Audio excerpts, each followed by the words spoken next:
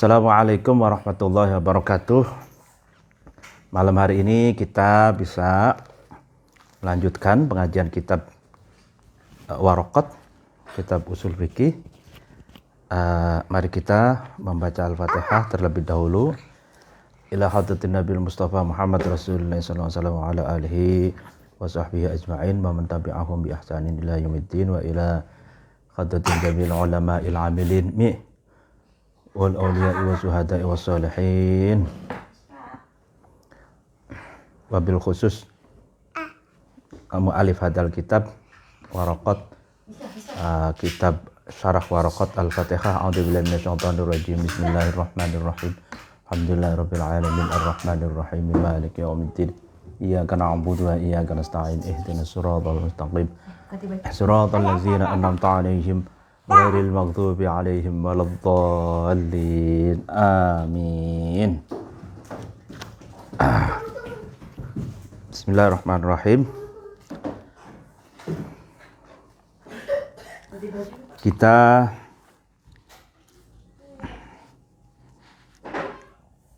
pengajian yang lalu sampai pada wan nahyu istid'aun ay talabut tarki bil qawli mimman huwa dunahu ala sabilil wujud ala wazni ma taqaddama fi haddil amri. Jadi nahi ini definisinya adalah menuntut untuk meninggalkan, gitu ya. Nah, tuntutan untuk meninggalkan dengan ucapan kepada seseorang atau kepada pihak yang berada di bawahnya, berada di bawah orang atau pihak yang melarang, gitu, dengan jalan wajib. Artinya meninggalkannya itu wajib, gitu.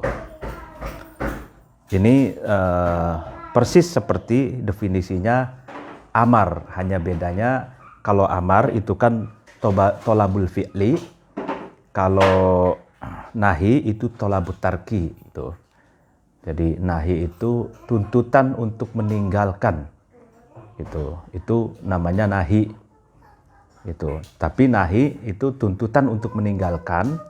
Itu yang melarang itu pihak yang lebih tinggi derajatnya kepada pihak yang ada di bawahnya, gitu. Sebagaimana yang sudah dijelaskan pengajian yang lalu. Ya, contohnya tolabut tarki itu, larangan itu misalkan la ta'kulur riba, gitu. La ta'kulur riba, gitu. Atau hurrimat alaikumul maitah, gitu. Waddam wal lahmal khinzir, gitu. Ketiga, janganlah kamu memakan harta riba, gitu ya. La ta'kulur riba, gitu. Itu larangan, gitu. Larangan yang Allah melarang kepada makhluknya, kepada umat Islam, agar jangan memakan riba. Atau misalkan diharamkan atas kamu sekalian bangkai, gitu ya, darah, bangkai dan daging babi, gitu ya. Nah, itu larangan, gitu. Nah, wa yadullun nahyu al-mutlaqu syar'an ala fasadil manhi anhu. Ya kan. Nah, larangan yang dimutlakkan, ya kan, secara syariat, dalam pandangan syariat itu menunjukkan rusaknya, batalnya sesuatu yang dilarang. Jadi kalau ada larangan dari syariat, ada larangan dari Allah dan Rasulnya, itu tandanya larangan itu kalau dilaksanakan, dilakukan itu batal atau rusak atau tidak dianggap gitu. Fil ibadati sawaun unhiya anha li ainiha kasolatil haidi wa saumiha au li amrin lazimin laha kasaumi yaumin nahri wa solati fil awqatil makruhati. Nah,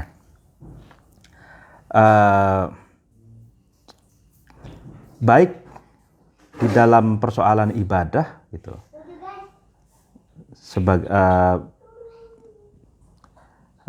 ibadah di antaranya baik dilarangnya itu, ya kan, dicegahnya, dilarangnya ibadah itu karena ibadah itu sendiri, karena keadaan dan eksistensi ibadah itu sendiri. Artinya larangan itu ada karena sesuatu yang dilarang itu sendiri, atau karena li amrin lazimin laha, karena ada sesuatu yang melekat bagi ibadah tersebut gitu. Nah, kalau larangan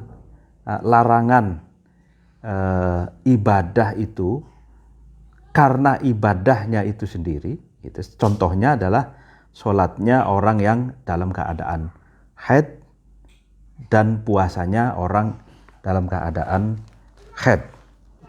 Nah, kalau dalam pandangan usul fikih ini, jadi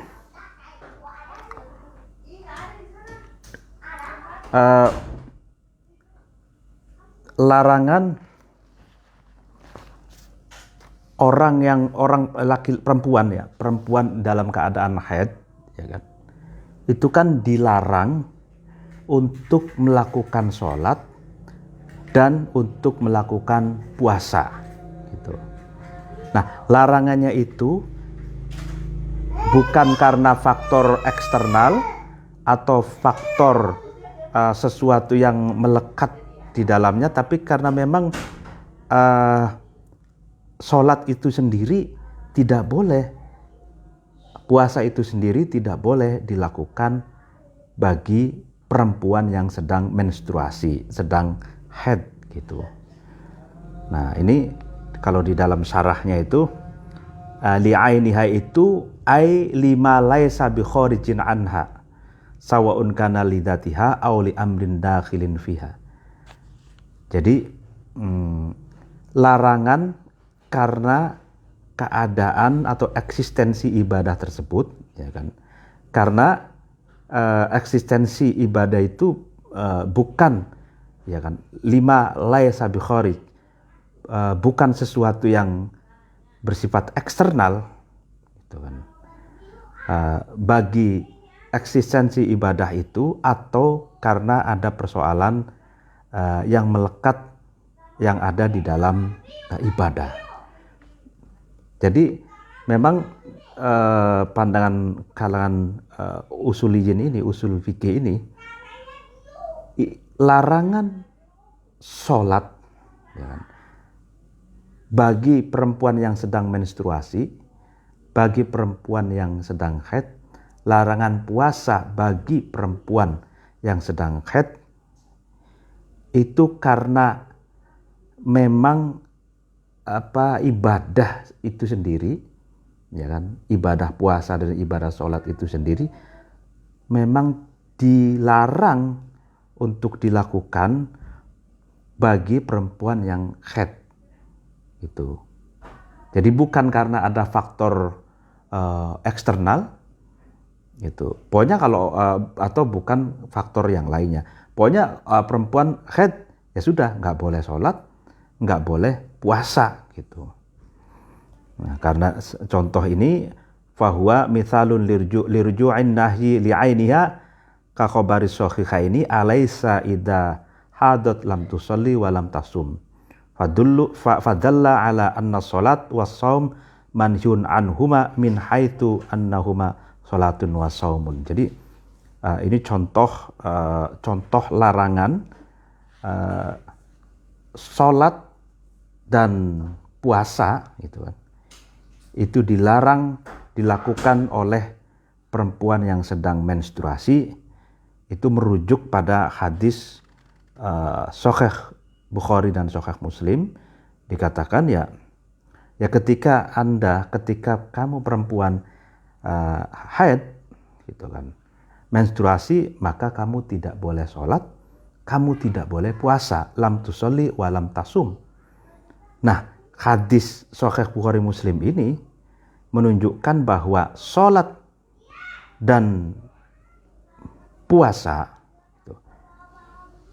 itu dilarang dilakukan bagi perempuan yang sedang menstruasi, ditinjau dari min haitsu annahuma salatun wa shaumun, ditinjau dari ibadah sholat dan puasa itu.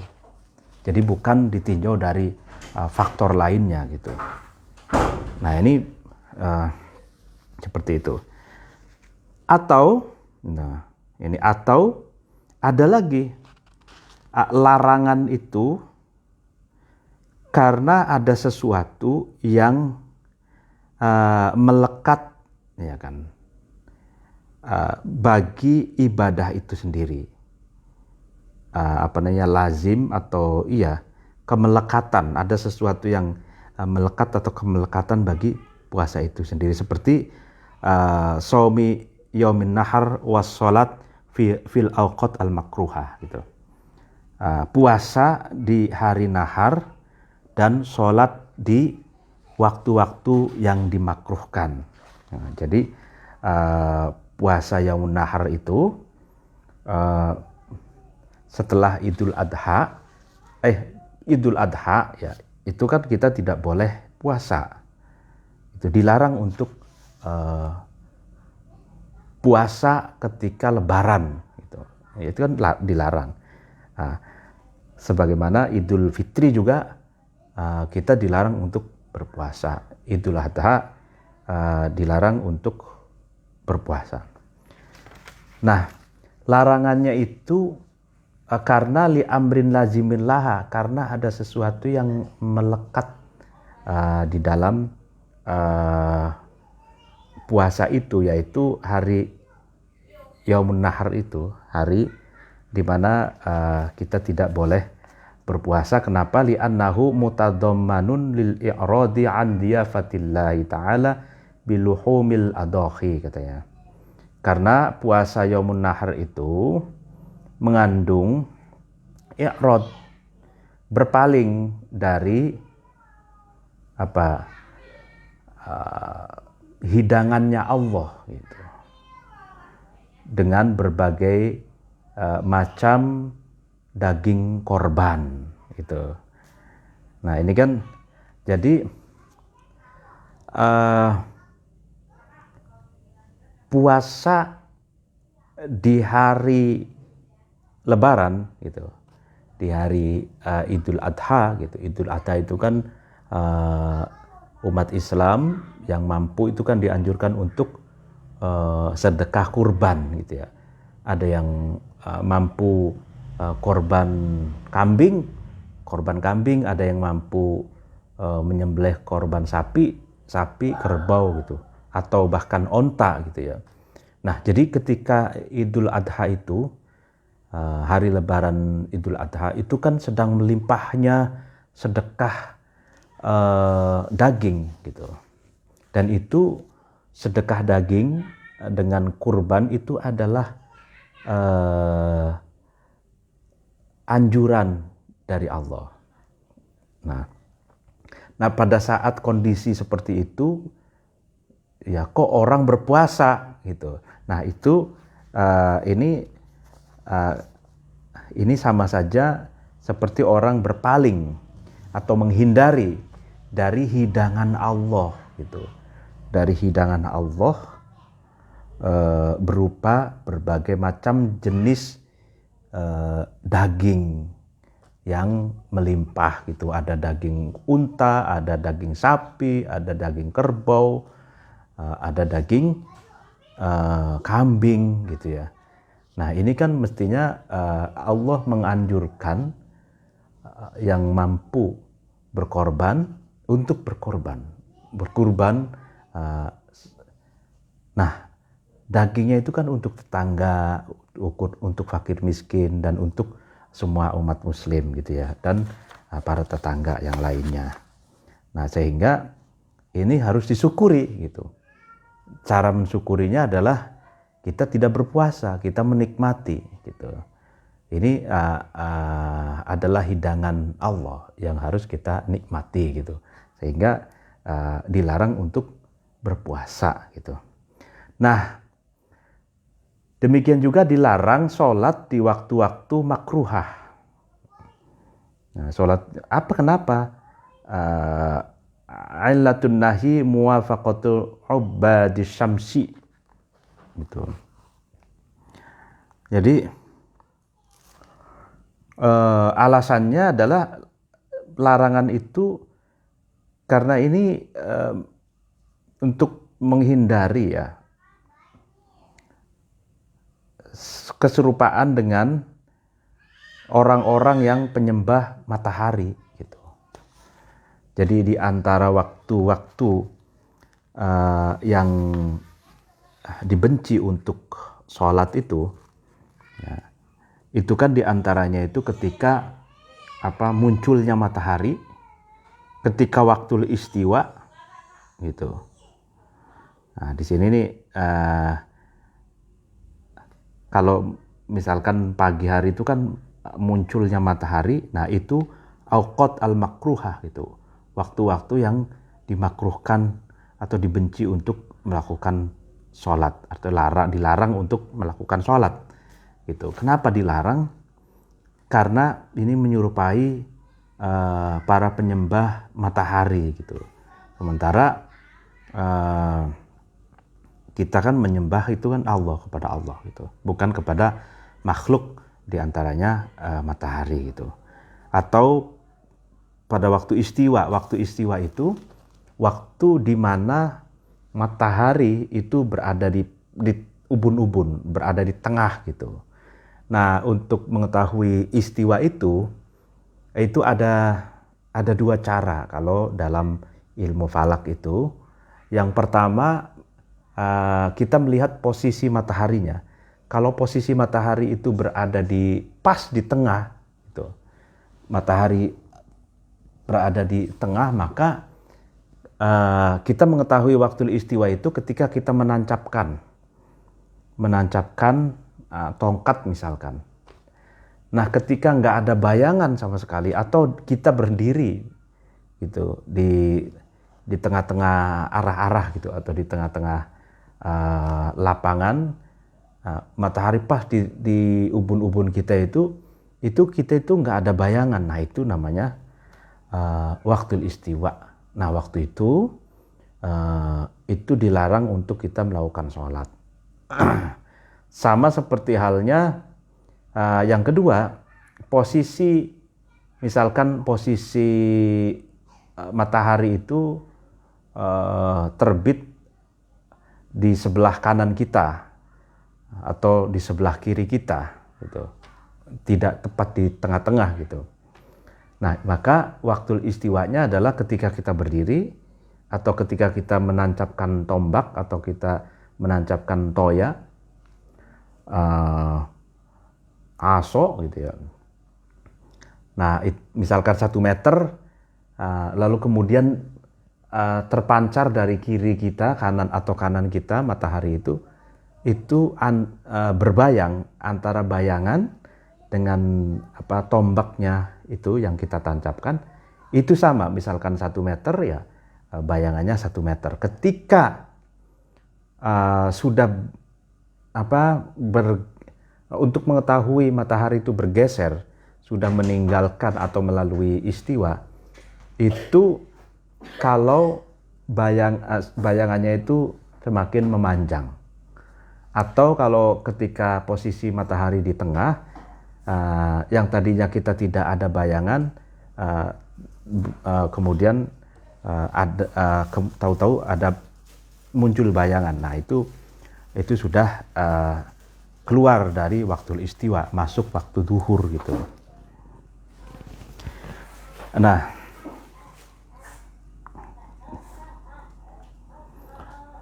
lalu kemudian wa fil muamalati in ruji'a ila nafsil aqti kama fi bai'il hasati. Dan larangan dalam konteks muamalah, transaksi, ya kan, bisnis, ya kan, ya ketika dibalikkan larangan itu pada nafsil aqti, larangan itu karena problemnya itu ada di substansi akad gitu. Itu contohnya jual beli dengan menggunakan lemparan kerikil gitu. Jadi ini dicontohkan di sini itu, misalkan bi'tuka min hadal athwabi ma taqa'u hadhil hasad alaihi lintifa'i sighati syar'iyyati fil jami'i wasighatu ruknun min arkanil bai' dakhilun fihi. Nah, jadi dicontohkan larangan dalam jual beli, tapi larangannya itu karena substansi dari transaksi itu sendiri. Transaksi di sini contohkan transaksi jual beli dengan melemparkan kerikil. Contohnya, aku menjual kepadamu pakaian-pakaian ini, misalkan di dede apa digantung atau ditaruh di meja gitu. Itu kan yang sesuai dengan lemparan kerikil, di mana kerikil itu mengenai pakaian itu. Misalkan aku menjual, misalkan di depan meja, di depan kita ada meja, ada banyak pakaian, ada pakaian yang harga yang sebenarnya itu ada yang harga 20.000, ada 25.000, ada 30.000, ada 50.000 gitu ya. Bahkan ada yang 100 misalkan. Nah, transaksinya itu saya menjual pakaian ini kepadamu, ya, tapi dengan cara silahkan kamu lempar kerikil itu. Ketika kerikil itu mengenai pakaian yang ada di depan ini, maka itulah yang yang dijual gitu, dengan harga misalkan 100.000 gitu. Nah, misalkan ternyata melempar kerikil itu kenanya di harga 20.000 atau kenanya di harga 50.000 gitu. Nah, ini kan problem dalam substansi akad itu sendiri.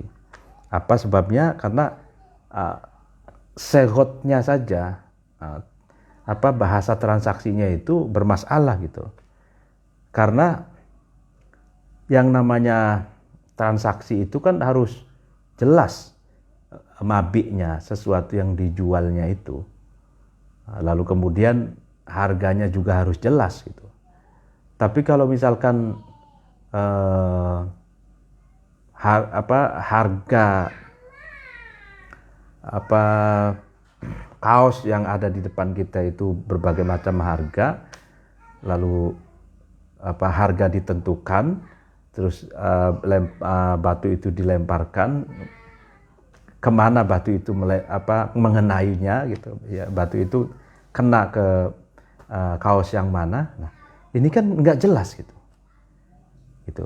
Iya, kalau misalkan batu itu mengenai kaos yang sesuai dengan harga yang telah ditentukan, gitu kan. Misalkan ditentukan harga 100.000, lalu kerikil itu mengenai kaos yang harga 100.000. Nah, itu mungkin tidak ada yang diuntungkan tapi itu tetap saja nggak boleh gitu ya.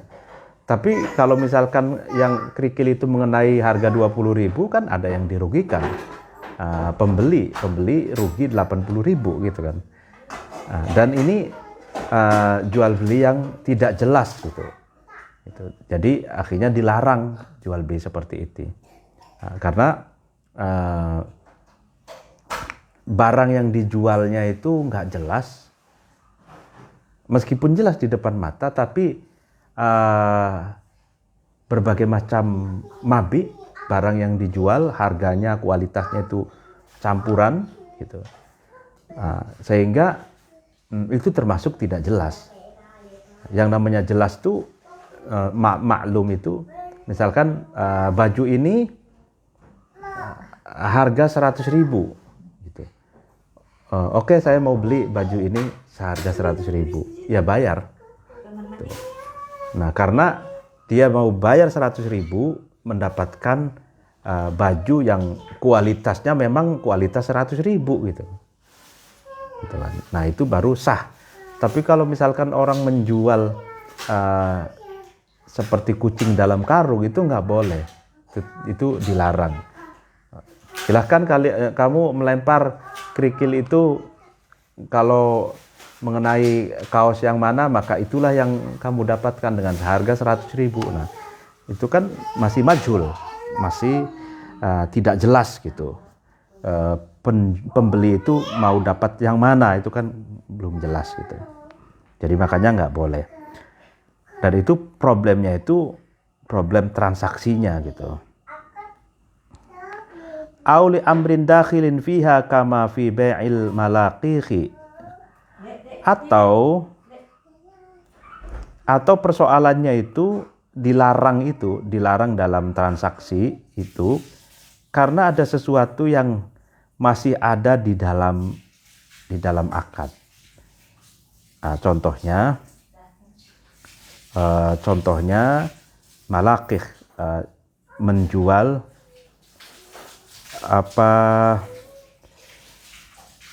widungan. Widungan tuh menjual misalkan anak unta atau anak sapi yang masih ada di dalam kandungan gitu. Nah, itu tidak boleh. Ini malakih itu wahya ma fi arhamil ummahati gitu. Jadi menjual bayi atau anak binatang yang halal dimakan yang masih ada di dalam rahim ibunya. Misalkan saya jual janin atau anak onta yang masih ada di dalam perut onta ini gitu. Nah, itu nggak boleh. Atau saya jual anak sapi yang masih ada di ibunya ini, sapi ini gitu. Nah, itu tidak boleh. Tidak bolehnya itu karena sesuatu yang mau dijual itu masih ada di dalam gitu. Belum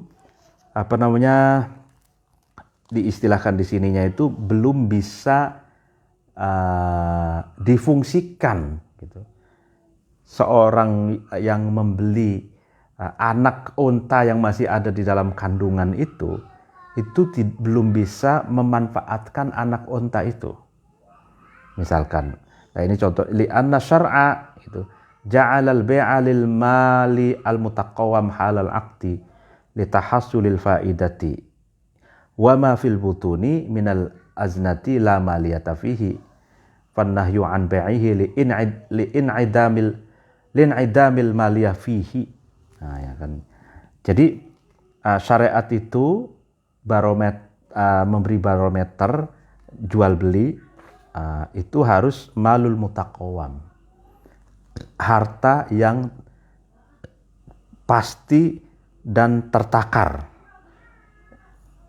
jelas takarannya, konkret gitu, empirik gitu, supaya bisa langsung seorang pembeli itu menggunakannya, menghasilkan faedah dari sesuatu yang dibelinya itu. Gitu. Nah, kalau ma fil butun, sesuatu yang masih ada di perut, gitu. Di perut kambing, di perut sapi, di perut unta, di perut di perut apa lagi? Misalkan atau telur. Kalau telur lain lagi ya, itu kan bukan, itu sudah keluar dari dubur ya. Nah, pokoknya binatang yang masih ada di perut, di dalam perut sapi, perut unta, perut kambing misalkan. Nah, itu kan belum bersifat maliyah, belum bersifat materi konkret, empirik, bisa dipegang, bisa diraba, bisa dilihat gitu. Itu belum dikatakan maliyah, belum dikatakan materi gitu. Ya karena itu Islam melarang untuk menjual binatang yang masih ada di dalam kandungan itu, karena sifat maliyahnya, sifat materinya itu belum ada atau tidak ada gitu. Jadi fannahyu raji'un li nafsil mabi wal mabi ruknun min arkanil aqdi, ya kan, wala syakka anna rukna dakhilun fil mahiyah. Jadi makanya ini larangan menjual binatang yang masih ada di dalam kandungan itu, larangan itu kembali pada nafsil mabi, itu sesuatu yang dijualnya gitu. Nah, sedangkan sesuatu yang dijual itu satu rukun dari rukun-rukun akad gitu. Ya, sesuatu yang dijualnya itu masih belum jelas gitu ya, sama saja dengan pokoknya intinya segala sesuatu yang belum mutakawam gitu, belum bisa taksilul faedah gitu, belum bisa menghasilkan faedah dari sesuatu yang dijual belikan, masih majhul, masih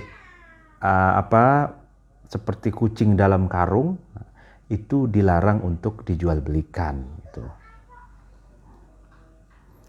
Auli amrin kharijin anhu lazimin lahu kama fi bai'i dirhamin bi dirhamaini, atau larangannya itu karena sesuatu yang keluar ya, atau ya sesuatu yang ada di luar, keluar dari akad tapi melekat di dalam akad. Itu faktor eksternal, larangannya itu faktor eksternal dari akad tapi melekat di dalam akad. Nah, contohnya menjual 1 dirham dibeli dengan 2 dirham. Gitu. Nah ini, jadi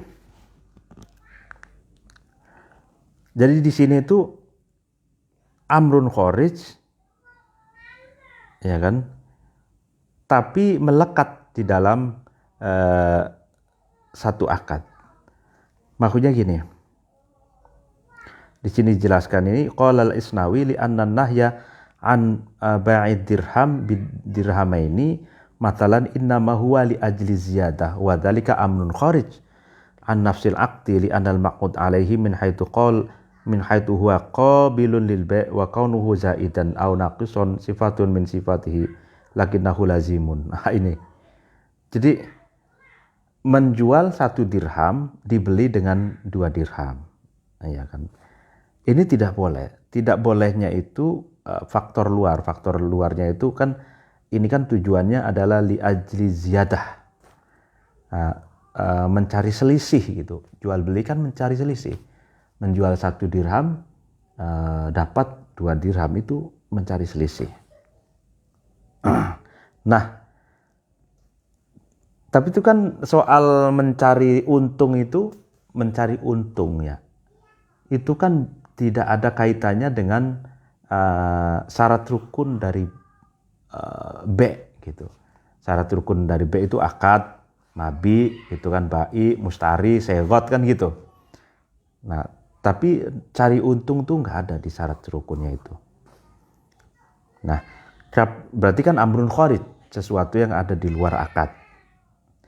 Tapi meskipun amrun kharij, li ajli ziyadah ini lazimun fil akti. Artinya satu keniscayaan, sebuah keniscayaan dalam transaksi itu orang tujuannya adalah untuk mencari untung. Seperti itu. Jadi amrun kharij tapi lazimun lahu. Jadi seperti itu penjelasannya. Nah, ini yang dilarang juga. Fa in kana ghairu lazimin lahu kal wudu'i bil ma al maghsub mathalan wa kal bai'i waqtal jum'ati lam yadullu 'ala al fasadi khilafan lima yufimuhu kalamul musannifi. Oke. Jadi sebelum masuk ke sini saya flashback lagi bahwa contoh-contoh tadi itu mulai dari contoh larangan dalam ibadah sholat dan puasa bagi perempuan yang haid, atau larangan puasa di hari raya Idul Adha misalkan, atau larangan sholat di waktu makruh, atau larangan dalam transaksi yang serba tidak jelas tadi itu menunjukkan nahyun syar'an itu ala fasadil manhiyun anhu. Jadi kalau dilakukan baik yang ibadah, contoh-contoh ibadah tadi maupun yang muamalah tadi itu fasad. Jadi sesuatu yang dilarang itu rusak, batal gitu. Tidak dianggap gitu. Nah, lanjut fa in kana ghairu lazimin lahu kal wudu bil ma al maqsub masalan wa kal ba waqtal jum'ati lam yadullu ala al fasid khilafan lima yufimuhu kalamul muslim. Nah, maka bagaimana kalau amrun kharijnya itu yang mengakibatkan larangan itu, yang mengakibatkan dilarang itu faktor yang ada di luar, faktor eksternal, tapi tidak lazim, tidak satu keniscayaan bagi satu akad. Contohnya wudu dengan air yang air curian gitu. Contohnya, atau air gosoban. Nah, atau contoh lagi jual beli di waktu Jumat. Maka contoh dua ini tidak menunjukkan fasad, tidak menunjukkan batalnya wudu, juga tidak menunjukkan tidak sahnya jual beli di waktu Jumat. Kan beda dengan sesuatu yang telah dipahami dari perkataannya musannif tadi. Artinya ini pengecualian dari perkataannya ke musannif. Jadi yang berarti gini,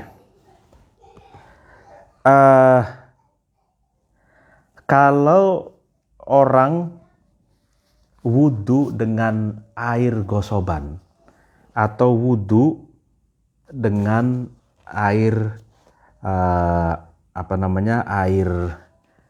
air curian gitu. Nah, ini posisinya wudunya itu tetap sah gitu, tapi haram gitu.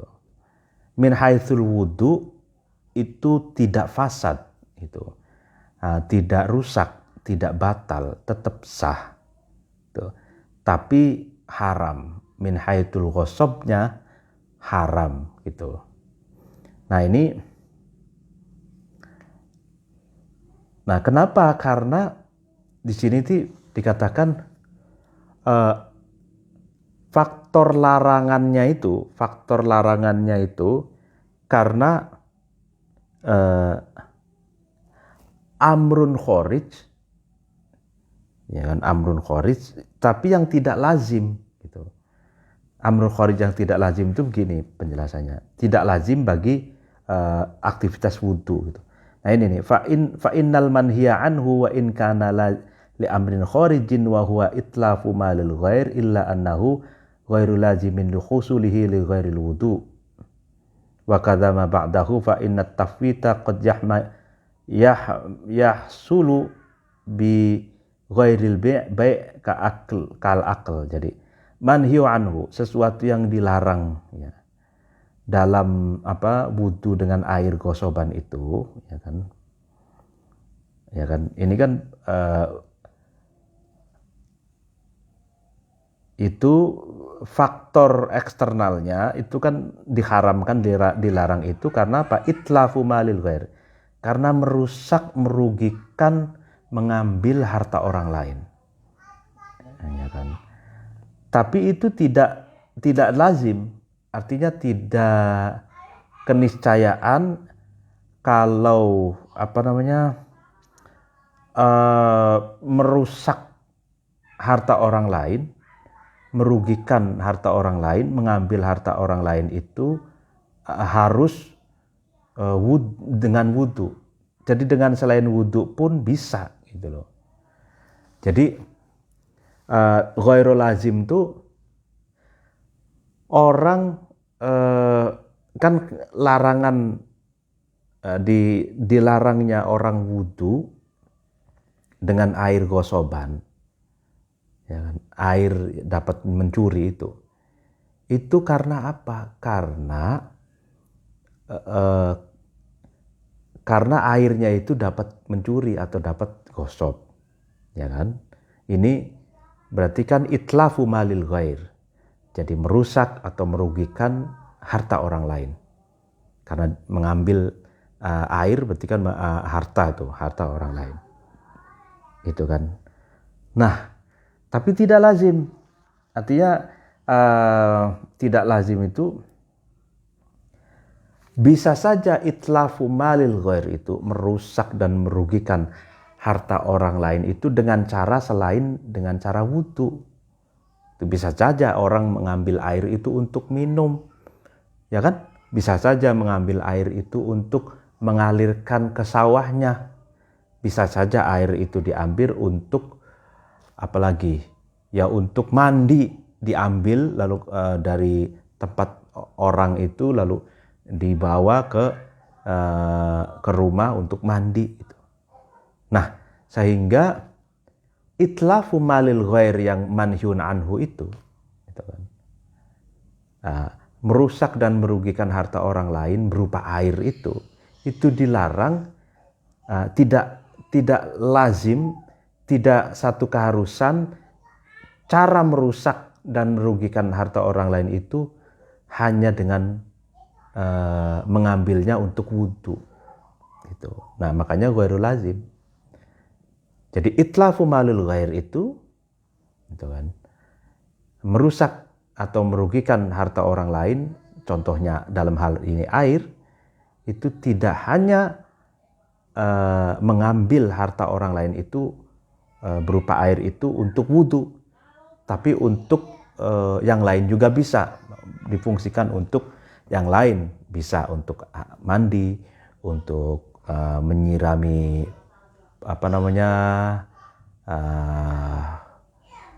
tanaman, untuk mengalirkan ke sawahnya gitu, dan lain sebagainya gitu. Nah sehingga karena ghairul lazim gitu ya, sehingga hukumnya itu orang wudu bimalil maghsub itu dengan air dapat mencuri itu, wudunya itu tetap sah gitu. Karena sudah memenuhi syarat rukun wudu. Misalnya syarat rukun wudu itu kan airnya suci gitu kan. Lalu kemudian air itu ya dialirkan di anggota wudu, tentu saja diawali dengan niat seperti itu. Nah itu kan kalau sudah seperti itu sah. Nah ternyata air yang bersih, yang suci, yang digunakan itu dihasilkan dari ghosab atau dihasilkan dari mencuri. Nah mencurinya ini, aspek mencurinya ini yang diharamkan. Tapi keharamannya ini tidak merusak kesasahan wudhu. Tuh. Nah, sama seperti halnya juga orang jual beli di hari Jumat itu kan dilarang, ya kan? Orang di waktu Jumat itu dilarang. Nah, tapi orang jualan di waktu Jumat itu ya tetap sah, gitu. Tetap sah itu meskipun hukumnya adalah haram gitu ya, pokoknya gitu. Makanya sebenarnya bisa disiasati, sebetulnya agak longgar kalau jual beli di hari Jumat itu, maksudnya di waktu Jumat itu, maksudnya di waktu Jumatan gitu. Bisa saja transaksi itu dilakukan perempuan dengan perempuan. Nah, itu kan menjadi tidak haram lagi, karena kan perempuan sholatnya sholat duhur bisa di rumah gitu kan. Wa turadu ay tujadu sighatul amri wal murad bihi ay al amru al ibahatu kama taqaddama au tahdidu nahwa a'milu ma syi'tum aw taswiyat nahwa isbiru aw la tasbiru aw takwin nahwa kunu qiradatan khashiin gitu ya. Nah, ditemukan atau bisa terjadi sighat atau ujaran perintah itu. Yang dimaksud perintah itu bisa, yang dimaksud adalah al-ibahah gitu. Menunjukkan hukum boleh gitu. Hukum ibahah. Sebagaimana yang dicontohkan di atas itu, dicontohkan di atas itu kan ada kata-kata perintah itu wa idza halaltum fastaudu gitu ya. Nah, fastaudu ini kan amar. Tapi ini amarnya itu lil ibahah bukan lil wujub. Nah, ketika kalian sudah tahallul, ini konteksnya waktu haji ya. Selesai tahallul maka berburulah. Nah, maksudnya maka berburulah ini amar kan. Ini menunjukkan bahwa berburu setelah tahallul itu diperbolehkan. Itu al-ibahah gitu.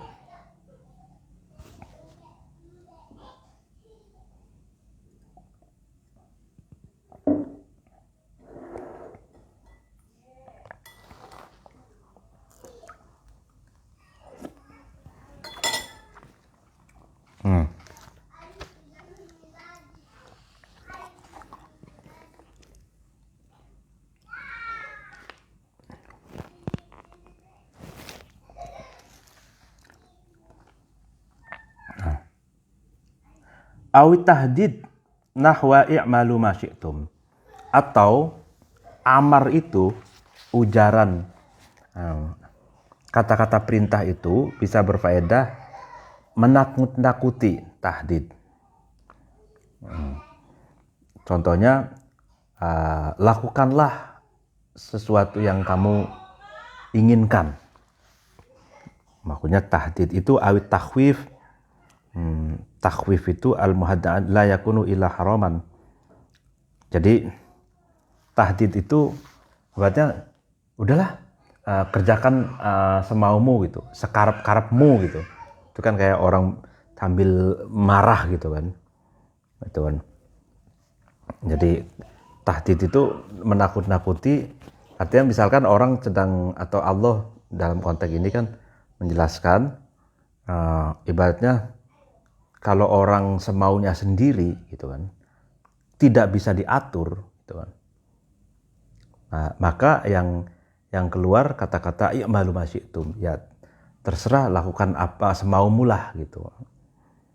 Itu sebenarnya dalam rangka mengekspresikan amarah, tapi dengan bahasa yang lembut, tidak ada ujaran makian atau kebencian gitu. Jadi yaudahlah, terserah kamu aja gitu. Nah, itu kan ada begitu kan kalau orang yang sudah dikasih arahan gitu, ternyata kok nggak sesuai dengan arahan, dengan nasihat, nggak dijalankan gitu, semau-maunya aja. Akhirnya kata-kata ya malu masih itu, udah terserah apa yang kamu kerjakan aja lah, udah masa bodoh gitu misalkan. Nah itu tahdid itu.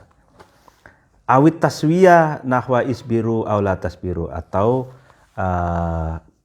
amar itu kesetaraan, maksudnya kesamaan derajat. Contohnya sabarlah kamu atau kamu tidak sabar gitu ya. Antara perintah dan larangan itu sederajat gitu ya. Ya kamu sabar silakan, tidak sabar juga tidak silakan gitu ya. Gitu. Nah, isbiru, sabarlah kamu atau janganlah kamu sabar gitu ya. Ini tasfiyah, atau tasfiyah itu fa innal qasda fit taswiyati al ikhbaru bi anna hadainil amrayni mutasawiyani fil hukmil waqi'i ba'dahuma. Gitu. Jadi tujuan menyamakan taswiyah itu, menyamakan itu, ini memberi informasi bahwa dua sesuatu itu sama dalam hukumnya gitu loh. Awit takwinu nahwa kunu kirodatan khasyiin. Nah, ini takwin itu mewujudkan gitu, mewujudkan. Tapi saya di makna waktu di pesantren ini, takwin ini mewujudkan dengan cepat gitu, mewujudkan dengan cepat. Tapi dicontohkan di sini kunu qiradatan khasiin, jadilah kamu sekalian monyet gitu ya. Ini kisah pada zaman Nabi Musa, ada sebagian Bani Israel yang tidak mau beribadah dan tidak mau menghormati hari Sabtu. Jadi hari Sabtu itu hari sakralnya umatnya Nabi Musa, yaitu Bani Israel gitu ya. Ya sampai sekarang Yaumul Sabat itu Sabat ya, itu dijadikan hari yang sakral. Nah di dalam Al-Quran juga disebutkan cerita ini, kunu qiradatan khasyiin. Ini perkataan Allah kepada orang-orang yang tidak beribadah, tidak menghormati hari Sabtu. Jadilah kamu kera gitu ya. Nah, kalau dalam keterangan kitab itu kan si Sayyidul Ayyam fil Islam itu Yaumul Jum'at. Itu pemimpin atau sayyidnya, punggawanya, ya pemimpinnya hari-hari itu adalah hari Jumat. Nah, kalau di dalam Yahudi itu Sayyidul Ayyam itu Yaumul Sabtu. Jadi sayyidnya atau pemimpinnya hari-hari itu adalah hari Sabtu. Kalau di Nasrani itu Sayyidul Ayyamnya Yaumul Ahad gitu. Jadi pemimpinnya untuk hari-hari itu adalah hari Ahad atau hari Minggu gitu. Nah, di sini takwin, tapi di dalam benar. Takwin itu diartikan di sini al-murad minhu itu al-ijad ba'dal adami bisur'atin nahwa kun fayakun. Yang dimaksud dengan kunu qiradatan khasyiin, takwin, maknanya takwin, perintah ini berfaedah takwin. Takwin itu mewujudkan dengan segera. Maksudnya adalah mewujudkan setelah tidak ada, bisur'ah, dengan segera gitu. Tuh. Nah, betulnya apa kalau di dalam syarahnya Syekhot Amar itu selain berfaedah ibahah, tahdid, taswiyah, dan takwin, itu ada kalau di Nafahat ini karya Syekh Khotib Al-Minangkabawi itu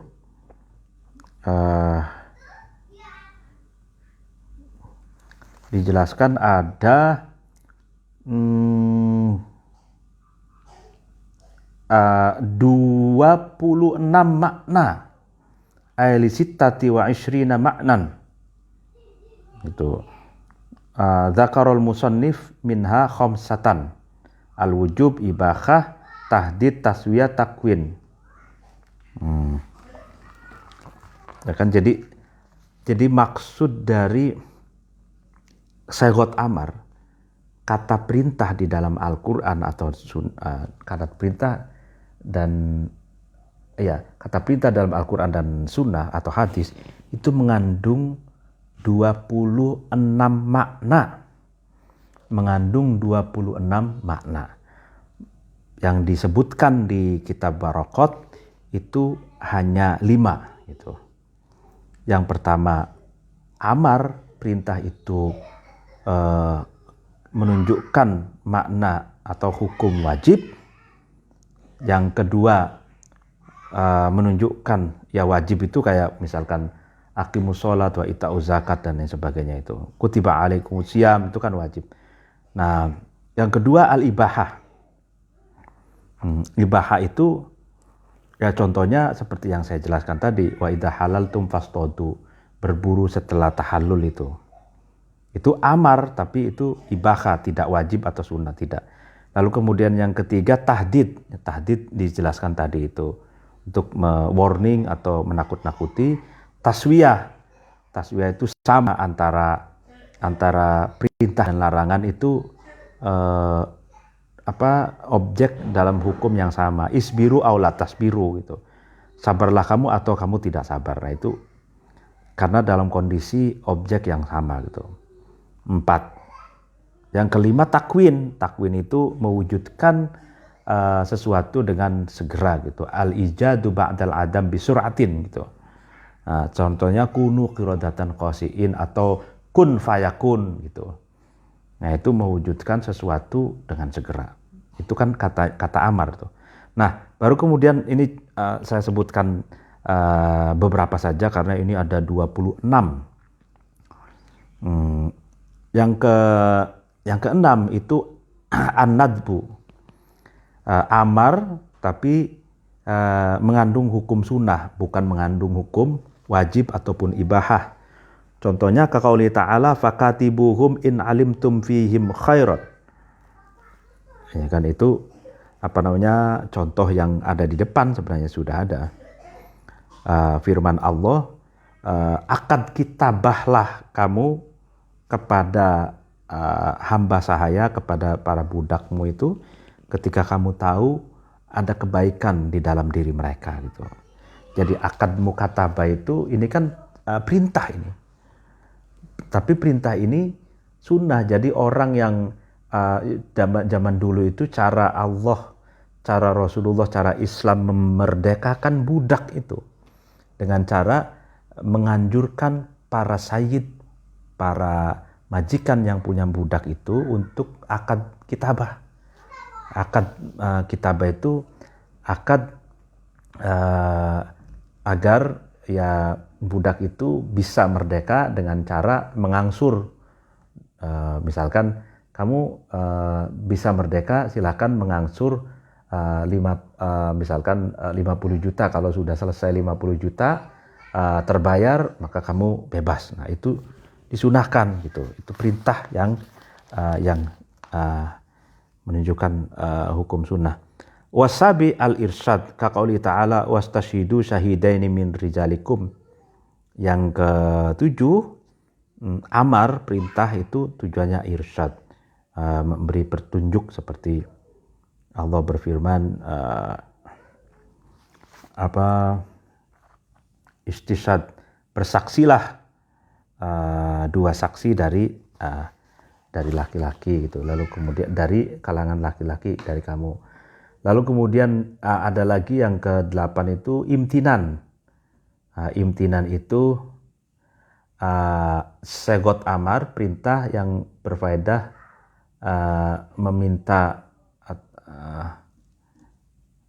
anugerah gitu, dalam bentuk perintah tapi mengandung anugerah gitu. Kulu, contoh dalam Al-Quran itu kulu mimma razaqakumullah gitu, makanlah kamu sesuatu yang Allah berikan rizki, sesuatu yang Allah berikan kepadamu, atau makanlah rizki yang Allah berikan gitu. Makanlah kamu dari rizki yang Allah berikan. Ya, kulu itu kan makanlah, tapi ini imtinan, jadi anugerah gitu. Anugerah itu ya berbentuk rizki ini. Walil ikrami nahwa udkhuluha bisalam. Ikram perintah tapi tujuannya adalah memuliakan. Contohnya masuklah kalian ke dalam sorga bisalamin dengan damai gitu. Atau udkhul, misalkan ada orang yang tamu yang mau masuk gitu, min ana misalkan ala Muhammad udkhul ya Muhammad gitu misalkan. Siapa? Saya Muhammad, saya di luar nih Muhammad ya. Oh ya, masuklah Muhammad gitu.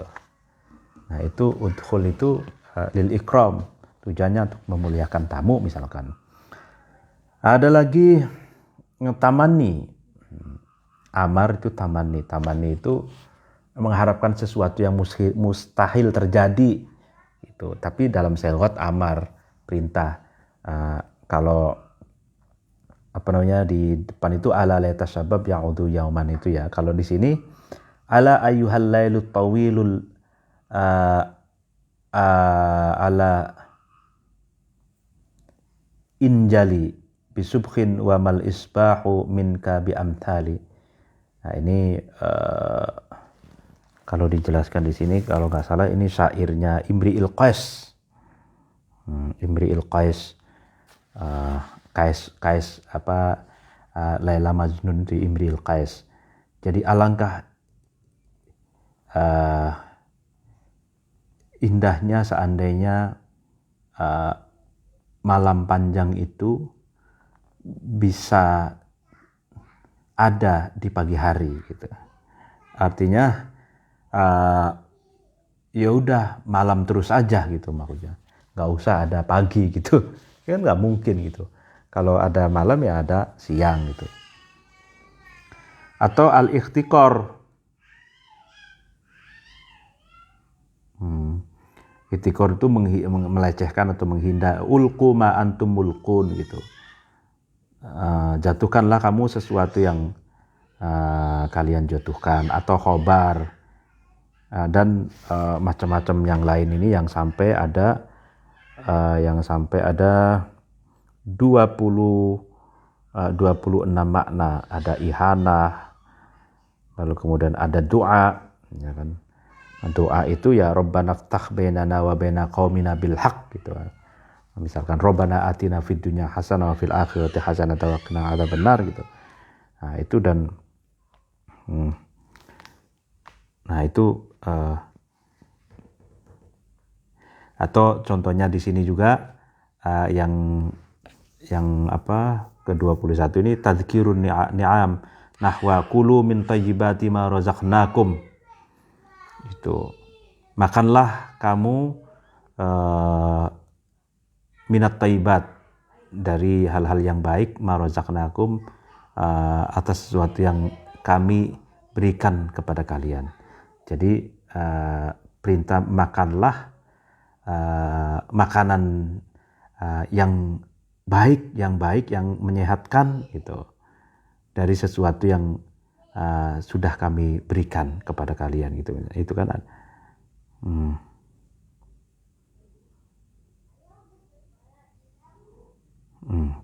ini ada pokoknya banyak, itu ada 20 ada 20 gitu ya.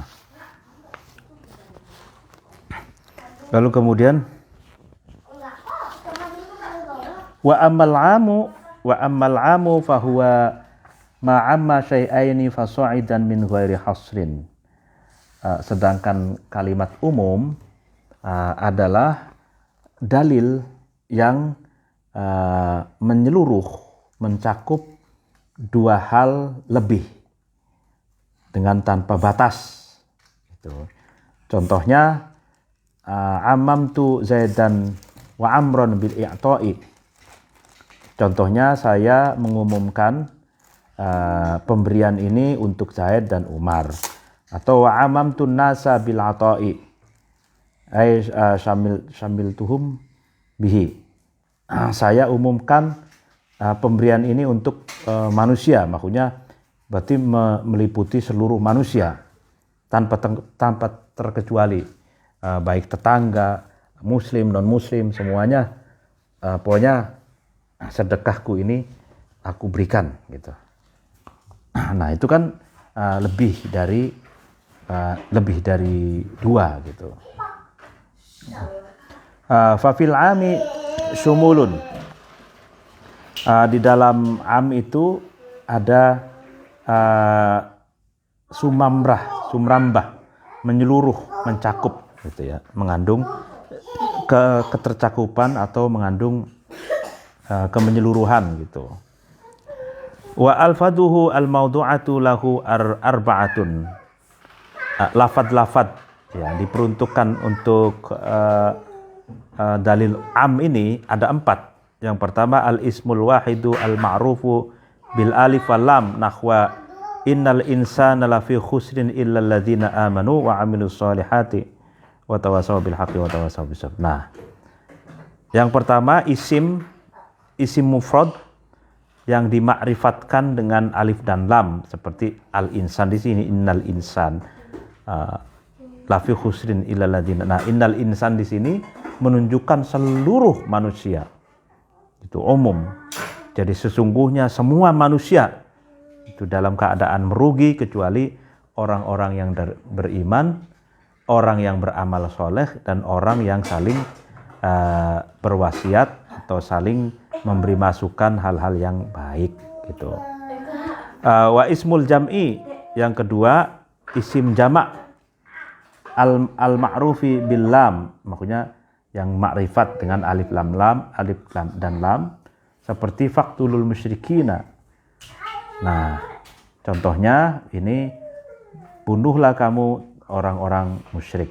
Nah, ini perlu dijelaskan kalau am, ini dalil am umum, itu ada dalil khos, ya kan? Dalil khos yang mentaksis, yang mengkhususkan dalil am itu sehingga keumumannya tidak umum lagi gitu. Nah, faktul musyrikin, bunuhlah kamu orang-orang musyrik itu. Gitu.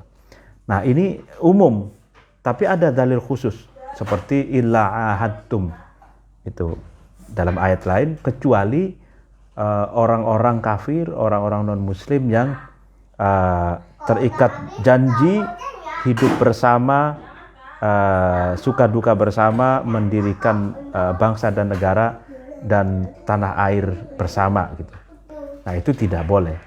Makanya ada namanya kafir mu'ahad, non muslim yang terikat janji bersama-sama untuk hidup bersama dalam satu bangsa dan negara. Itu tidak boleh. Itu tidak boleh dibunuh. Lalu kemudian ada lagi kafir dhimmi, non muslim yang mendapatkan perlindungan, non muslim yang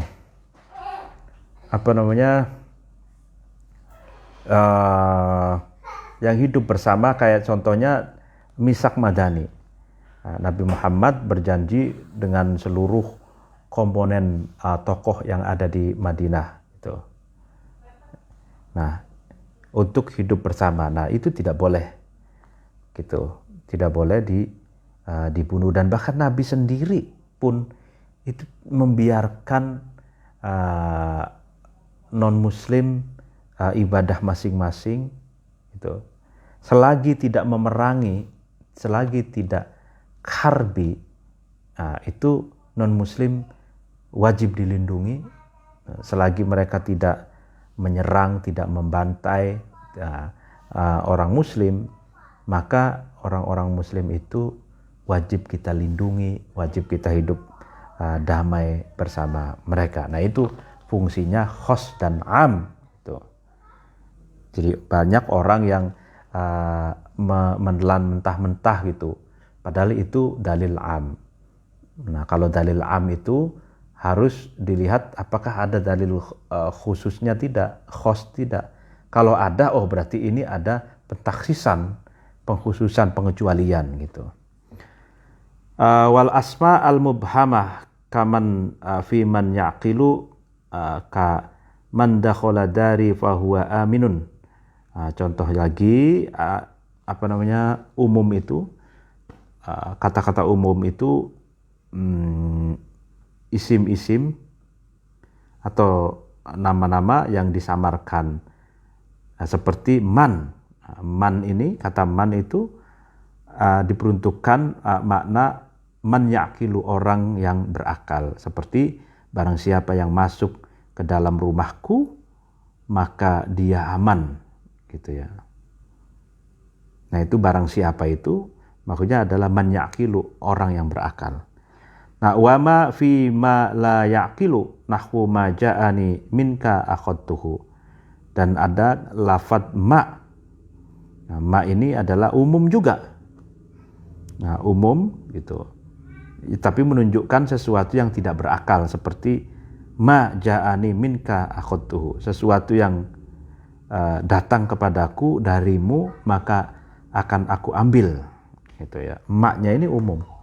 Pokoknya apa sajalah sesuatu yang tidak berakal. Wa ayu istifhamiyah au syartiyah au mausulah fil jami' ay man yaqilu wa ma la yaqilu nahwa ayu abidi ja'aka ahsanu ilaihi wa ayul asya'i aradta a'tai tukahu gitu. Atau ayu, kata ayu ini istifham atau syarat atau mausul, menunjukkan semua mencakup orang yang berakal dan mencakup sesuatu yang tidak berakal. Contohnya ayu abidi ja'aka ahsanu ilaihi, misalkan contohnya mana saja dari budakku yang datang kepadamu maka hendaklah kamu berbuat baiklah kepadanya gitu. Jadi ada misalkan majikan punya banyak budak. Nah, majikan itu bicara kepada temannya, nanti ada budakku yang atau pembantuku yang datang ke rumahmu, tapi siapapun dari budakku atau dari pelayanku yang datang kepadamu hendaklah kamu berbuat baik kepadanya, hormatilah gitu. Wa ayul asya aradta a'taituka, segala sesuatu apapun yang kamu harapkan gitu, maka akan aku berikan gitu. Nah, itu kan ayul asya, apa saja gitu, tanpa terkecuali gitu. Ai fil makan nahu ainama takun akun ma'aka. Kata ai untuk menunjukkan tempat, di mana ainama takun akun ma'ak, di mana kau berada maka aku akan berada di sisimu.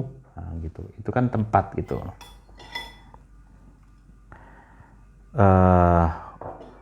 Wa mata fi zaman nahwa mata syi'ta ji'tuka. Gitu ya.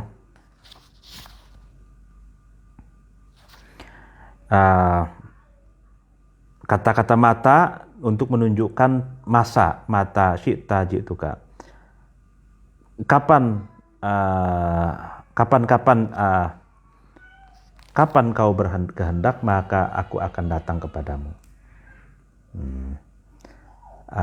kapan misalkan kau inginkan, kapan saja kau inginkan, maka aku akan datang kepadamu gitu.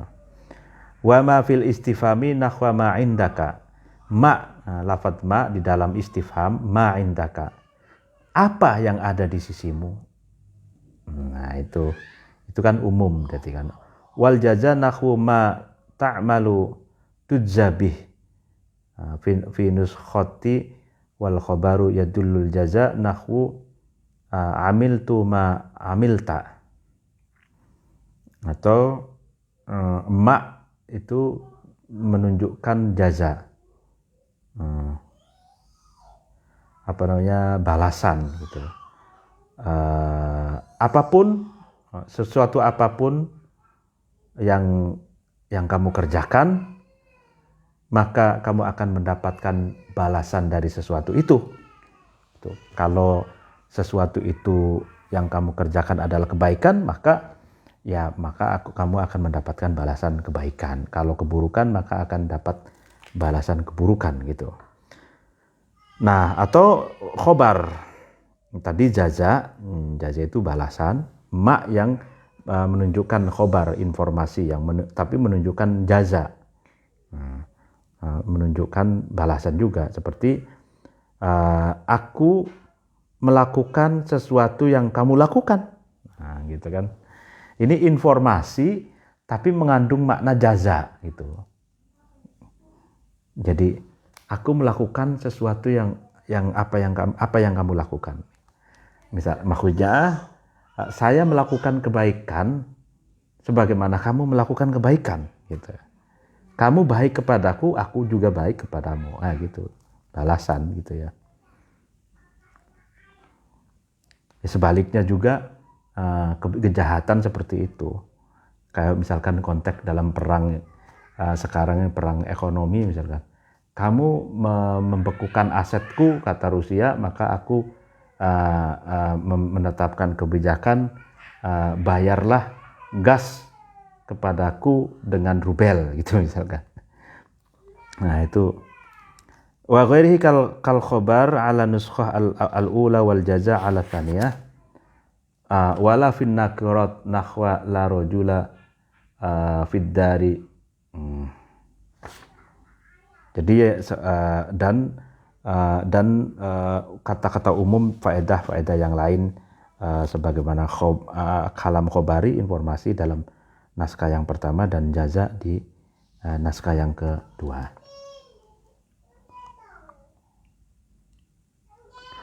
Tapi umum itu wala fin nakirati nahwala rujula dari. Tapi umum itu tidak berlaku dalam konteks seghot nakiroh. Nakiroh itu tidak definitif. Contohnya tidak ada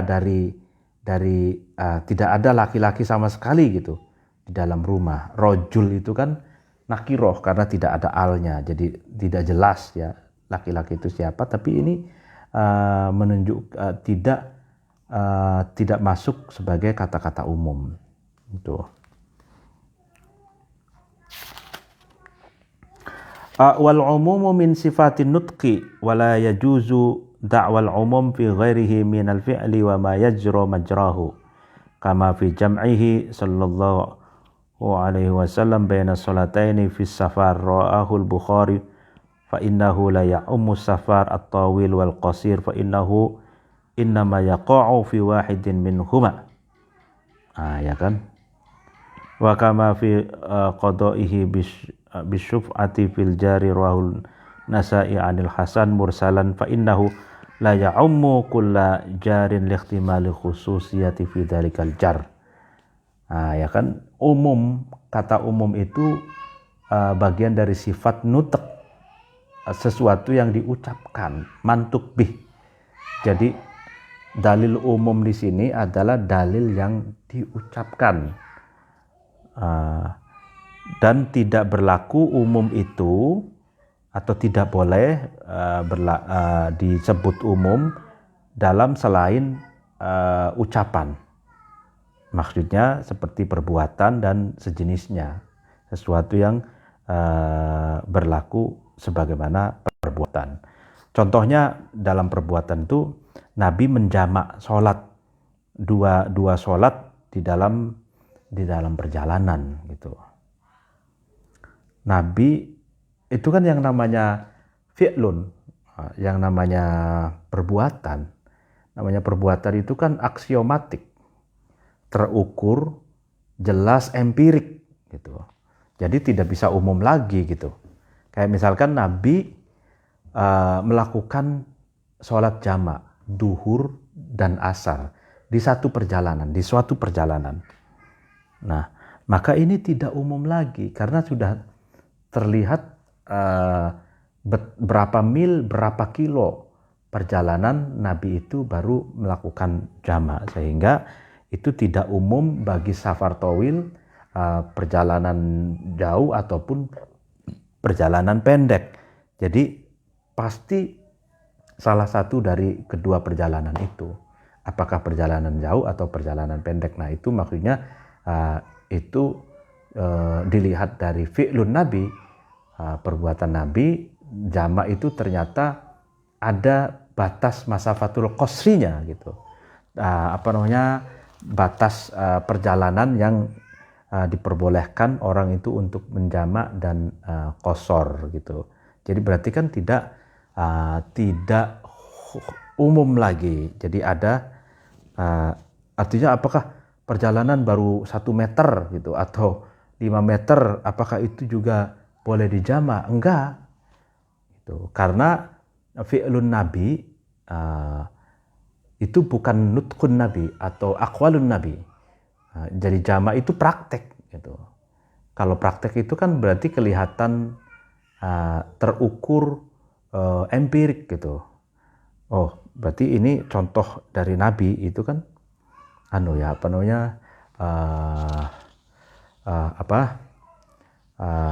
sesuai dengan apa yang diistilahkan masafatul qasri. Jadi para ulama menetapkan batasan perjalanan yang bisa orang itu mendapatkan rukhsah, mendapatkan dispensasi untuk sholat jamak, duhur dan asar itu bisa dijamak, itu tafsiran atas perilaku Nabi, perbuatan Nabi yang pernah melakukan jamak qasar dalam satu perjalanan gitu. Nah gitu. Nah itu demikianlah pengajian kita kali ini. Mohon maaf apabila ada kekurangan dan kesalahan. Wallahul muwaffiq ila aqwamit thoriq. Assalamualaikum warahmatullahi wabarakatuh.